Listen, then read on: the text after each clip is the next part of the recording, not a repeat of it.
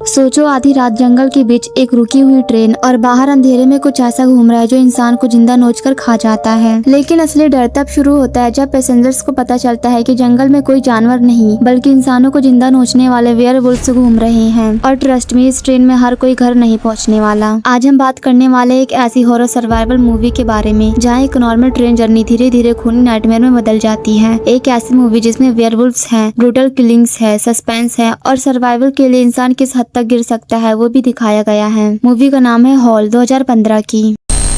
Film की शुरुआत होती है। धीरे धीरे कैमरा एक ट्रेन गार्ड पे जूम करता है। उसका नाम है जो एक सिंपल ट्रेन गार्ड है, लेकिन उसके अंदर कुछ बड़ा करने की चाह है। वो सिर्फ पैसेंजर्स के टिकट्स चेक करने वाला आदमी बनकर नहीं रहना चाहता, इसलिए उसने सुपरवाइजर पोजीशन के लिए अप्लाई किया था। लेकिन उसका सपना उस वक्त टूट जाता है जब मैनेजमेंट किसी और को सुपरवाइजर बना देता है। दिल टूट चुका जो ऑलमोस्ट जॉब छोड़ने का फैसला कर लेता है। जब जो घर जाने वाला होता है तब नया सुपरवाइजर उसे रोकता है। वो कहता है एक लास्ट ड्यूटी बाकी है, ईस्ट जाने वाली लास्ट ट्रेन की। सुपरवाइजर टोंट मारते हुए बोलता है कि जो पैसेंजर पर ज्यादा तरस खाता है और बिना टिकट वालों से फाइन भी नहीं लेता। जो मजबूरी में हाँ कर देता है। लेकिन सब कुछ तब बदल जाता है जब उसे पता चलता है कि एलन भी उसी ट्रेन में है। एलन ट्रेन की टी ट्रॉली वर्कर है जो पैसेंजर्स को स्नैक्स और कॉफी सर्व करती है, जो सीक्रेटली उसे पसंद करता है। बस एलन का नाम सुनते ही जो का मूड बदल जाता है और वो ट्रेन में चढ़ जाता है। ट्रेन धीरे धीरे ईस्ट की तरफ रवाना होती है। ड्राइवर टोनी इंजन संभाल रहा होता है और जो पैसेंजर्स की टिकट चेक करता हुआ एक एक कंपार्टमेंट में जाता है। ट्रेन में टोटल 8 पैसेंजर्स होते हैं, हर एक अपनी अलग पर्सनालिटी के साथ। मैथ्यू एक शांत लड़का है जो बस किताब पढ़ने में बिजी रहता है। बिली एक यंग इंजीनियर स्टूडेंट है। नीना नाम की लड़की साउंड म्यूजिक सुनती रहती है, सिगरेट पीती है और फोन से चिपकी रहती है। उसकी वजह से सीनियर सिटीजन कपल जेड और जेनी इरिटेट हो रहे होते हैं। एक मोटा और फनी लड़का पॉल हर वक्त कुछ न कुछ खाता रहता है। कैट नाम की थकी और परेशान औरत जो से बहस कर लेती है क्योंकि उसके पास टिकट नहीं होता और जो उसे फाइन ले लेता है। और कैट गुस्से में बोलती है कि तुम्हें कोई और जॉब ढूंढ लेना चाहिए। ट्रेन में एड्रियन भी होता है, एक अमीर सेल्फिश बिजनेसमैन जो उसे बिल्कुल पसंद नहीं करता, खासकर इसलिए क्योंकि एड्रियन एलन के साथ ज्यादा फ्रेंडली होने की कोशिश करता रहता है। सब कुछ नॉर्मल चल रहा होता है, तभी अचानक ट्रेन जोर का झटका खाकर जंगल के बीच में रुक जाती है। एलन की ट्रॉली उलट जाती है और सारा खाना कंपार्टमेंट में बिखर जाता है। एड्रियन तुरंत हीरो बनने की एक्टिंग करता है, एलन की हेल्प करने लगता है। एलन जो से कहती है कि पैसेंजर्स को संभालो ताकि कोई पैनिक ना करे। बाहर अंधेरा, तूफानी हवा और घने जंगल होता है। ड्राइवर टोनी टॉर्च लेकर ट्रेन के नीचे उतरता है ताकि प्रॉब्लम चेक कर सके। आगे जाकर टोनी देखता है कि ट्रेन एक बड़े वाइल्ड डियर से टकरा गई है। डेड डियर ट्रक के नीचे फंसा हुआ होता है और उसकी वजह से फ्यूल पाइप भी टूट चुका होता है। फ्यूल धीरे धीरे लीक होने लगता है। टोनी उस डेड बॉडी को हटाने की कोशिश कर रहा होता है, तभी जंगल से एक अजीब सी आवाज आती है। वो टॉर्च उस डायरेक्शन में करता है और अगले ही सेकंड एक डरावना क्रिएचर अंधेरे से निकलकर उस पर टूट पड़ता है। टोनी की चीख रात के सन्नाटे को चीर देती है और फिर सब कुछ चुप। ट्रेन के अंदर जो पैसेंजर्स को काम करने की कोशिश कर रहा होता है, लेकिन काफी देर तक टोनी वापस नहीं आता। जो और एलन इंजन कंपार्टमेंट तक जाते हैं, लेकिन ड्राइवर गायब होता है। जो इमरजेंसी सर्विस को कॉल करता है और बताता है कि ट्रेन फॉरेस्ट एरिया में फंस गई है और ड्राइवर मिसिंग है। उधर से रिप्लाई आता है कि तूफान की वजह से पेड़ गिर गए हैं और सिग्नल्स डिस्टर्ब हो रहे हैं। हेल्प आने में कम से कम 4 घंटे लगेंगे और फिर सिग्नल कट हो जाता है। जो पैसेंजर्स को सिचुएशन समझाता है, सब गुस्सा और पैनिक में आ जाते हैं। एड्रियन सजेस्ट करता है कि स्टेशन शायद सिर्फ 4 से 5 किलोमीटर दूर होगा, इसलिए सबको ट्रेन से उतरकर चलना चाहिए। जो सेफ्टी रूल्स के अकॉर्डिंग ये सब करने के लिए मना करता है, लेकिन पैसेंजर प्रेशर बनाते हैं और आखिर जो मजबूरी में ट्रेन का गेट खोल देता है। सब रेलवे ट्रैक के साथ साथ चलना शुरू कर देते हैं। जंगल में अजीब सन्नाटा होता है, तभी झाड़ियाँ हिलती हुई नजर आती है जैसे कोई उन्हें देख रहा हो। जो और एलन काउजेसली आगे बढ़ते हैं और फिर उनकी नजर एक हॉरिफाइंग सीन पर पड़ती है। ड्राइवर टोनी की लाश जमीन पर पड़ी होती है, उसका पेट फटा हुआ, बॉडी के पार्ट्स बाहर निकले हुए जैसे किसी जानवर ने उसे जिंदा नोचकर खाया हो। जो और एलन की सांसें रुक जाती है। वो चिल्लाते हुए पैसेंजर्स को ट्रेन की तरफ भागने के लिए कहते हैं। सब जान बचाकर ट्रेन की तरफ दौड़ते हैं। पीछे से भेड़ियों जैसी चीखें सुनाई देने लगती हैं। सब ट्रेन में घुस जाते हैं, लेकिन ओल्ड सिटीजन कपल पीछे रह जाते हैं। जेनी जैसे ट्रेन में चढ़ने वाली होती है, कोई क्रिएचर उसके पैर को बाहर से काट लेता है। पैसेंजर्स उसे खींचकर अंदर ले लेते हैं, लेकिन उसका पैर पूरी तरह तरह जख्मी हो चुका होता है। बाहर से वही क्रिएचर अपने बड़े बड़े पंजे से ट्रेन को स्क्रैच करता है। अंदर सब चुप हो जाते हैं, सिर्फ सांसें और डर की आवाज रहती है। जैनी का खून रुक नहीं रहा होता है, जो इमरजेंसी कॉल करने की कोशिश करता है, लेकिन सिग्नल डेड होता है। तब बिली सजेस्ट करता है कि इंजन स्टार्ट करना होगा। बिली बताता है कि फ्यूल लाइन टूट गई है और रिपेयर करनी पड़ेगी। सिचुएशन और डेंजरस हो जाती है जब पैसेंजर्स रियलाइज करते हैं कि बाहर जो भी है वो कोई नॉर्मल एनिमल नहीं। फिर अचानक दूसरे कंपार्टमेंट से आवाज आती है, सब डर जाते हैं। जो फायर एक्सटिंग्विशर लेकर इन्वेस्टिगेट करने जाता है। गेट खोलते ही पॉल बाहर आता है, जो बाथरूम में छुपा हुआ था।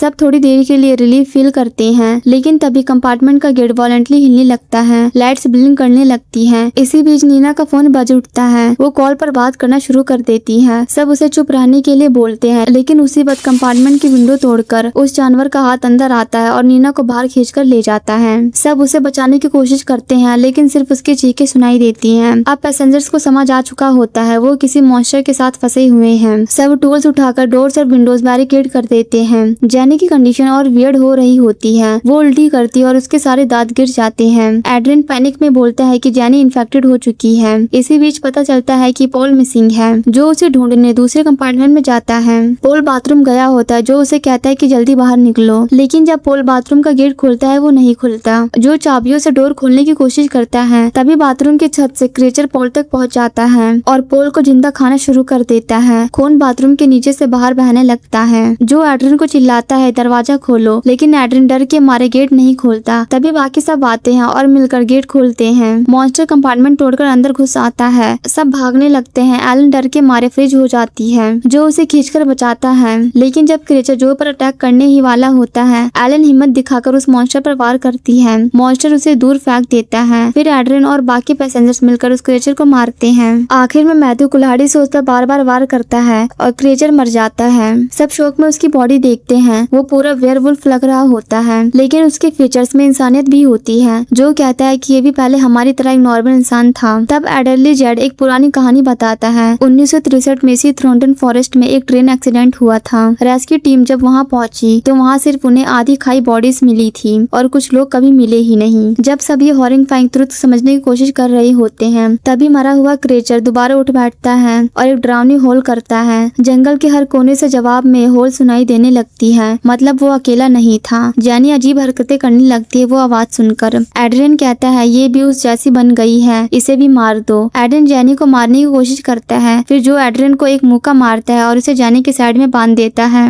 बिली फ्यूल लाइन रिपेयर करने बाहर जाता है। मैथ्यू भी उसके साथ जाता है टॉर्च लेकर। एलन और जो इंजन कंपार्टमेंट में रुकते हैं ताकि ट्रेन स्टार्ट की जा सके। इसी बीच सीन शिफ्ट होता है कैट और एड्रियन पर। कैट एड्रियन को घूरते हुए कहती है तुमने मुझे पहचाना नहीं। एड्रियन कंफ्यूज होकर पूछता है कौन हो तुम। कैट धीरे धीरे अपना पास्ट रिवील करती है। 3 साल पहले मैं तुम्हारे ऑफिस इंटरव्यू के लिए आई थी। एड्रियन को धीरे धीरे याद आता है। कैट कहती है एड्रियन ने जॉब के बदले उसका फायदा उठाया था, उसकी जिंदगी बर्बाद कर दी थी। एड्रियन शेमलेसली हंसता है और बोलता है तुम एम्बिशियस थी, सक्सेस के लिए कुछ भी कर सकती थी। कैट की आंखों में आंसू आ जाते हैं। वो धीरे से कहती है कमीने इंसान, मुझे तुम्हारी वाइफ पर तरस आता है। उधर एलन जो से पूछती है तुम इतना बेकार प्रमोशन क्यों चाहते थे। जो चुप होकर कहता है ताकि लोग मुझे रिस्पेक्ट दे। एलन स्माइल करती है और बोलती है लोग तुम्हें ऑलरेडी पसंद करते हैं क्योंकि तुम अच्छे इंसान हो। उधर बिली फ्यूल लाइन रिपेयर कर रहा होता है। तभी जंगल से एक लड़की की आवाज आती है बचाओ बचाओ। मैथ्यू को लगता है नीना जिंदा है। वो कुल्हाड़ी लेकर जंगल की तरफ चला जाता है। बिली उसे रोकता है, लेकिन वो नहीं रुकता। मैथ्यू टॉर्च की रोशनी में पेड़ की तरफ देखता है और उसकी रूह कांप जाती है। वेयरवुल्व्स नीना की आधी खाई बॉडी को पेड़ पर नोच रहे होते हैं। मैथ्यू डरकर भागता है, लेकिन वेयरवुल्व्स उसे घेर लेते हैं और उसे जिंदा नोच नोच कर खा जाते हैं। उसकी चीखें ट्रेन तक सुनाई देती है। ट्रेन के अंदर जेनी भी धीरे धीरे वेयरवुल्फ में ट्रांसफर होने लगती है। वेयरवुल्व्स होल सुनकर वो खड़ी हो जाती है। एड्रियन चिल्लाता है मेरे हाथ खोलो वरना ये सबको मार देगी। बिली उन वेयरवुल्व्स को देखकर ट्रेन के नीचे छुप जाता है। ट्रेन फाइनली स्टार्ट हो जाती है, लेकिन जेनी अब पूरी वेयरवुल्फ बन चुकी होती है। कैट डर के एड्रियन की रस्सी खोल देती है।